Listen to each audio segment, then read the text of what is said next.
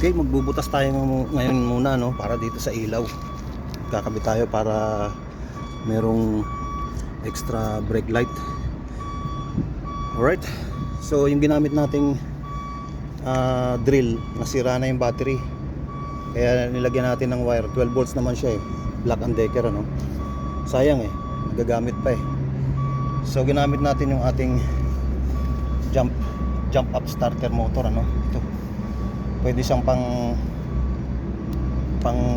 gulong.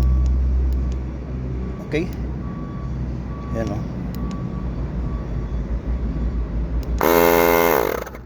Tapos 12 volt supply yan, ano, pang jump up ng starter ng ano battery kung mahina na.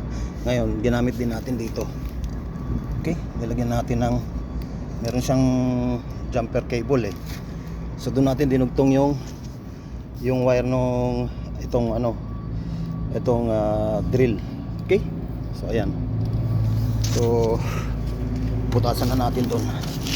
Okay, para sa ayan. Okay, alright. Ayan, o, lalakihin pa natin. Kaya lang to, variable lang switch na, diba? Variable resistor. So bago mo siya mapalakas, hindi mo siya mabiglang mapalakas eh. Kailangan mong magmula sa mahina hanggang sa diinan ng switch. Ito. Okay? Alright. So pag gumasya na to, okay, yan na yun, no? Ayun, pasok na. Alright, so kakabitan na lang natin to ng wire papunta sa brake light. Okay.